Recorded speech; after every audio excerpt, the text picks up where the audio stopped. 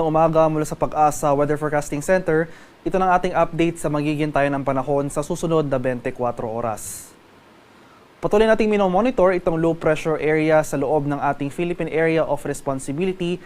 Kaninang alas 3 ng umaga, huli itong namataan sa layong 1,035 kilometers silangan ng southeastern Mindanao. Makikita rin dito sa ating satellite images ay nasa boundary ito ng ating PAR at malayo sa ating bansa.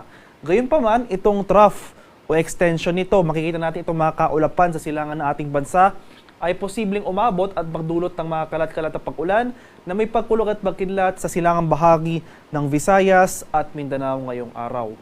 Samantala, patuloy naman ang epekto o yung pag-iral ng southwest monsoon o hanging habagat sa malaking bahagi ng Luzon at Visayas. Ito namang habagat ay magdudulot ng mga kaulapan at pag-ulan sa kanlurang bahagi ng Central Luzon, pati na rin sa malaking bahagi ng Hilagang Luzon.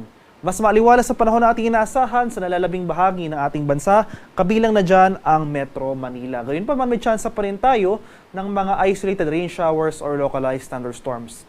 Nananatiling maliit yung tsansa ng nasabing low pressure area na maging isang ganap na bagyo within the next 24 to 48 hours. Gayunpaman, inaasahan natin na itong low pressure area sa mga susunod na araw posibleng magdulot ng mga pag-ulan sa silangang bahagi ng ating bansa. So as early as tomorrow, makakaranas na rin tayo ng mga kalat-kalat na pag-ulan at thunderstorm sa area ng Bicol Region. Magpapatuloy yung mga pag-ulan sa silangang bahagi ng Visayas at sa Mindanao hanggang sa Lunes next week. Pero beyond that, sa araw ng Martes hanggang Merkules ay maaliwalas sa panahon na or generally fair weather conditions na ating mararanasan sa malaking bahagi ng ating bansa. At para naman sa magiging lagay ng ating panahon ngayong araw dito sa Luzon, dahil sa patuloy na pag-iral ng habagat, asahan pa rin natin itong maulap na kalangitan na may mga kalat-kalat na pag-ulan, pagkulog at pagkidlat sa bahagi ng Ilocos Region, buong Cordillera, pati na rin dito sa Zambales, Bataan, pati na rin sa Batanes at Babuyan Islands. Kaya sa mga lugar na ito, maghanda pa rin tayo sa mga banta ng pagbaha at pagguho ng lupa dahil nga sa mga nakarang araw may mga naitala tayong malawakang pagbaha sa mga areas na ito. At kung magkaroon man tayo ng mga pag-ulan ngayong araw, maghanda tayo sa mga tsansa ng mga flash floods or landslides. Sa nalalabing bahagi naman ng Luzon, kabilang na dyan ng Metro Manila, ay mas bubuti ng ating panahon ngayong araw. Generally fair weather conditions, mainit at maalinsangan, ngunit pagsapit ng hapon hanggang sa gabi, maghanda tayo sa mga tsansa ng isolated rain showers o yung mga pulupulong pag-ulan na may pagkulog at pagkidlat. Maximum temperature forecast para sa Lawag ngayong araw, posibleng umabot ng 30 degrees Celsius. 22 degrees naman sa Baguio City at 33 degrees Celsius sa Tuguegarao. Maximum temperature forecast para sa Metro Manila ngayong araw, posibleng umabot ng 32 degrees Celsius. 30 degrees naman sa bahagi ng Tagaytay at 32 degrees Celsius sa Legazpi City.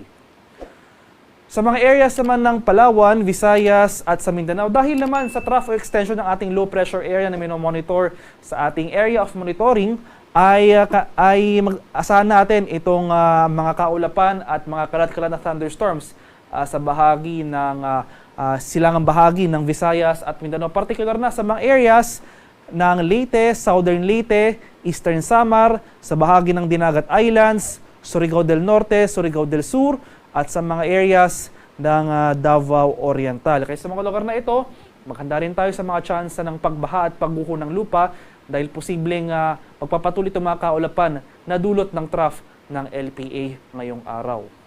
Sa nalalabing bahagi naman ng Visayas, buong Palawan at sa nalalabing bahagi ng Mindanao, ay magpapatuloy itong maaliwalas sa panahon maliban na lamang sa mga tsansa ng biglaan at panandaliang buhos ng ulan na dulot ng thunderstorms. Kadalasan yan sa hapon hanggang sa gabi.